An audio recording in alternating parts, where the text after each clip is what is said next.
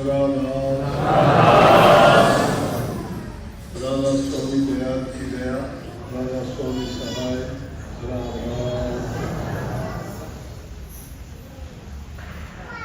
रास्ते में हर शहर में लोग अपना आश्रम दिनों करने के बाद रोहतक में, गोवाना में, जींद में ये अपने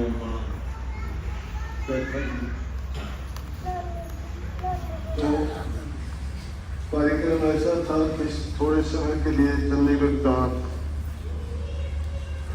तो बात तो ये हुई थी भाई कोई थोड़े बहुत अगर सत्संगी हो तो दर्शन हो जाएंगे, नहीं तो रुकने का भी नहीं, क्योंकि एक तो रास्ता हाईवे पर न, इसके कारण बड़ी परेशानी की रास्ते। परंतु बात सत्संगियों को जब पता लगता है तो चाहे उनको कोई हुक्म दो या कोई कानून बनाओ ना, रुकते नहीं।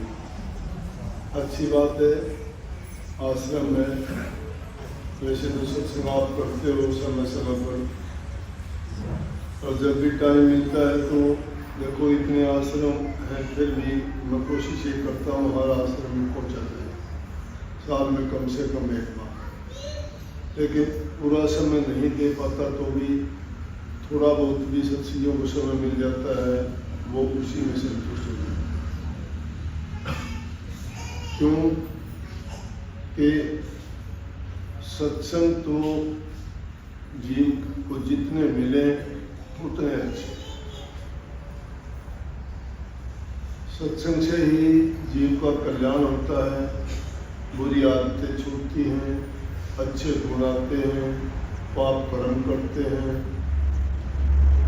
तो अगर उसी टाइम में हम किसी दूसरी जगह पे हों,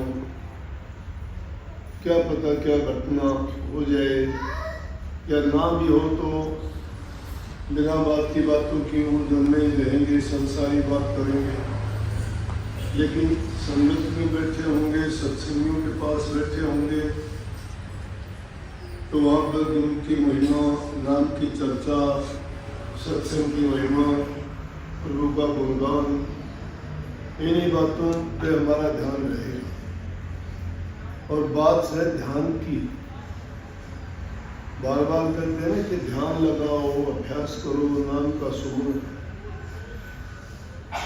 ध्यान तो जिस चीज में लगाओगे वैसे ही तुम्हारा ख्याल हो जाएगा, जैसा ख्याल होगा वैसा तुम्हारा हाल होगा, वैसा ही जीवन हो जाएगा। अच्छी संगति अच्छे विचार देगी, अच्छे विचारों से तुम्हारा जीवन बनता है, सुधरता है। इसलिए संगत इंसान की अच्छी होनी चाहिए।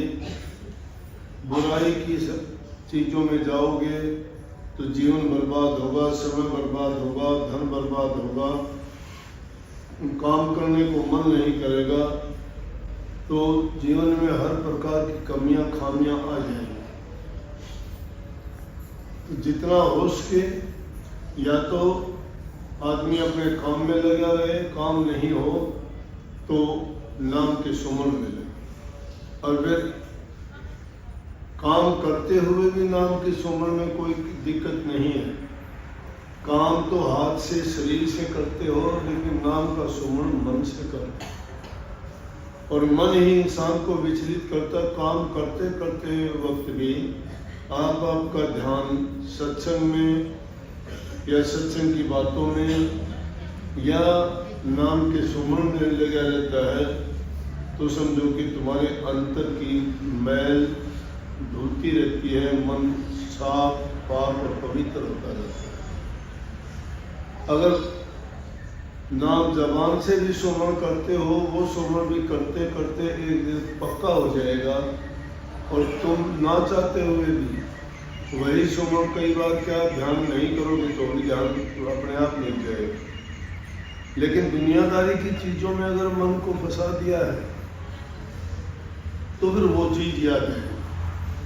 कोई भी घटना जीवन में घटित होती है, आप देखते हो कितनी बार आपको घटनाएं याद आती है। अब ये भी एक घटना ही है कि थोड़ा सा समय आपको मिला, याद रहेगा, ये तारीख याद रहेगी आपको कि 23 तारीख को जाते जाते थोड़े समय वहाँ रुके, हमें भी याद रहेगी। समझ गए ना?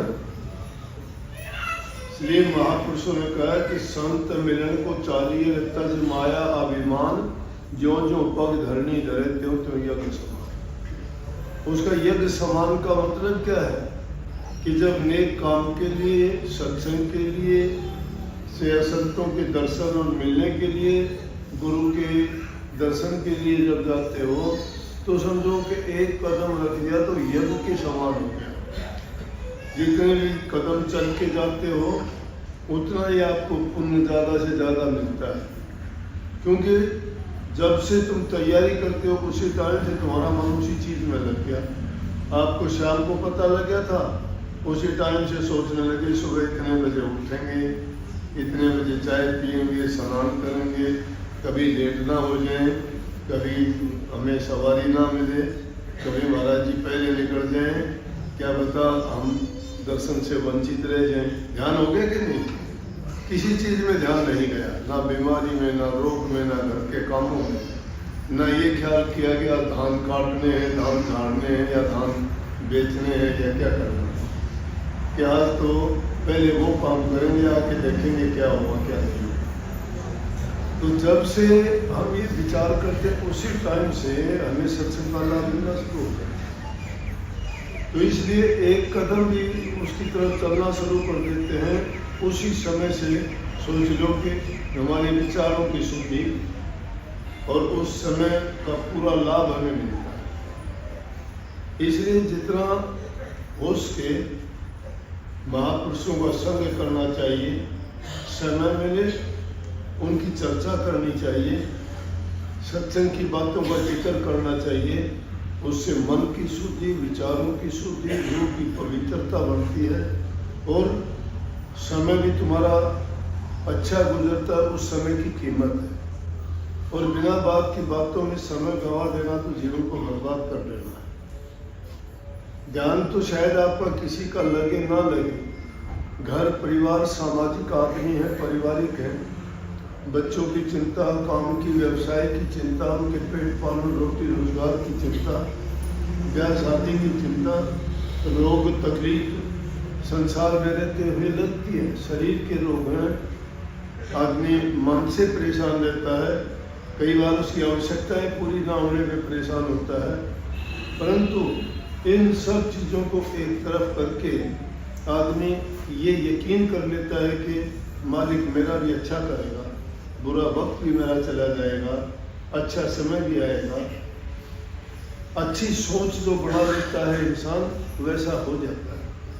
कभी बिना बात की बातों में अपने विचारों में खो के समय को बर्बाद ना किया करो और अपने मन को भी परेशान ना किया करो। अच्छे कामों में मन लगाओ जिससे हमारा हित हो, फायदा हो, सुधार हो, कल्याण हो, लाभ। लेकिन बिना बातों की बातों में जब मन लगा लेते हैं ना तो हर प्रकार से हमें उसका नुकसान उठाना है।